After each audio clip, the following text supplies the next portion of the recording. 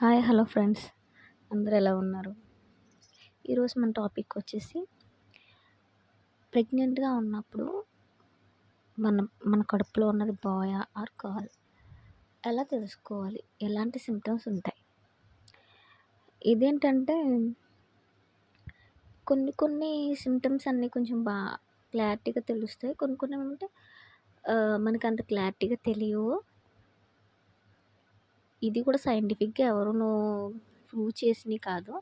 ఏదో మన అనుభవం బట్టి, మన పెద్దలు చెప్పిన కొన్ని కొన్ని విషయాలను బట్టి, అంటే ఇట్లాంటి సూచనలు ఉంటాయి అని వాళ్ళు చెప్పడాన్ని బట్టి, అయితే ప్రెగ్నెన్సీలో ఎలా ఉంటే బాబు, ఎలా ఉంటే పాపని అని అనుకుంటారు. అయితే ఇందులో మనం కొన్ని సిమ్టమ్స్ చెప్పుకుందాం. ఎలా ఉంటే బేబీ బాయ్ కడుపులో ఉన్నప్పుడు ఎలాంటి సిమ్టమ్స్ ఉంటాయని దాన్ని కొన్ని చెప్పుకుందాం.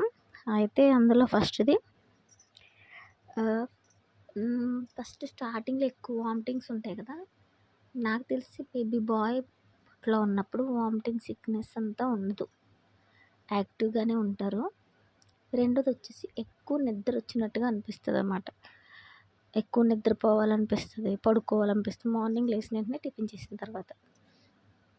తర్వాత స్పైసీ ఫుడ్ ఎక్కువ తినాలనిపిస్తది.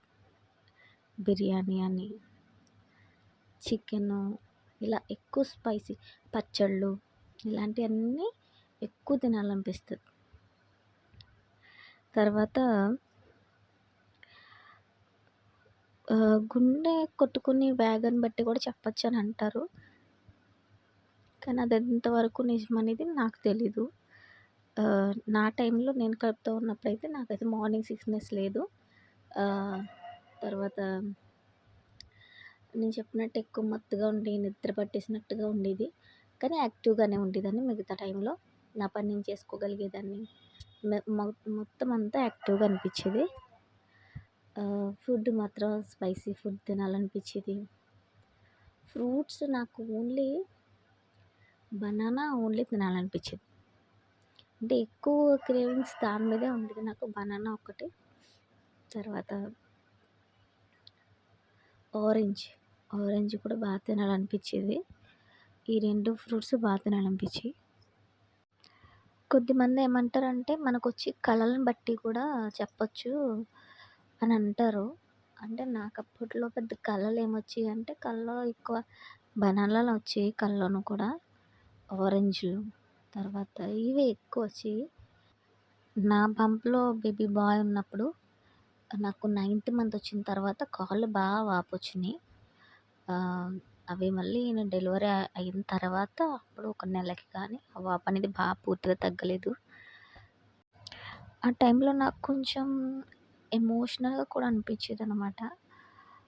బేబీ బాయ్‌ని క్యారీ చేస్తున్నప్పుడు నాకు ఎందుకో ఏడవాలనిపిస్తున్నట్టు, లోన్లీగా ఫీల్ అవుతున్నట్టు ఇలా నాకు అనిపించేది. ఒక్కొక్క టైంలో అయితే నేను ఏడ్చాను కూడాను. నేను చెప్పిన సిమ్టమ్స్ అందరికీ ఇలాగే ఉంటాయని కాదు. నాకు తెలిసిన వాళ్ళలో కొంచెం మందిలో అయితే మార్నింగ్ సిక్‌నెస్ ఉండి, విపరీతమైన మార్నింగ్ సిక్‌నెస్ అంటే 4th month, 5th month, 6th month దాకా అట్లా కూడా ఉండి బాయ్ డెలివరీ అయినోళ్ళు కూడా ఉన్నారు. కొంచెం మందికి ఇలా స్పైసీ తినాలనిపించి, ఇలాంటి ఫుడ్ తినాలనిపించి గర్ల్ డెలివరీ అయినోళ్ళు కూడా ఉన్నారు. అంటే ఇది కొన్ని కొన్ని సార్లు ఏమంటే నేను చెప్పిన ఎక్కువ మెజారిటీ టైంలో అది నిజమవుతది. కానీ కొంతమందిలో మాత్రం అది నిజం కాకపోవచ్చు. నాకు తెలిసి నేను చూసినవైతే మార్నింగ్ సిక్‌నెస్ ఉండదు బేబీ బాయ్‌ని క్యారీ చేసే వాళ్ళకి. తర్వాత స్పైసీ ఫుడ్ తినాలనిపిస్తది.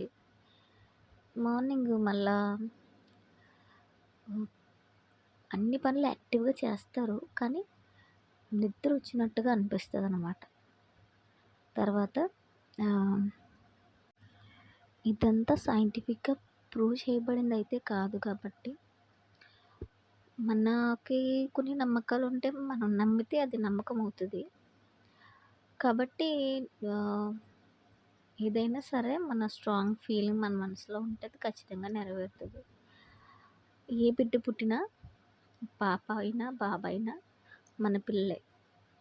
కాబట్టి ఆళ్ళు పుట్టింది హెల్తీగా పుట్టి, బోసి నవ్వులతో నవ్వుతూ మన పక్కనే ఉంటే మనం ఇంకా ఎవరు పుట్టినా మనకి ఏం పర్వాలేదనిపిస్తది ఆ టైంలో.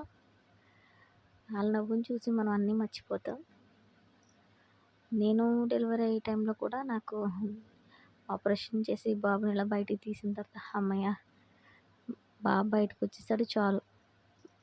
బయటున్న మా పేరెంట్స్‌కి అందరికీ ఈ విషయం తెలిస్తే చాలు అన్నంత రిలాక్స్‌గా అనిపించింది నాకు.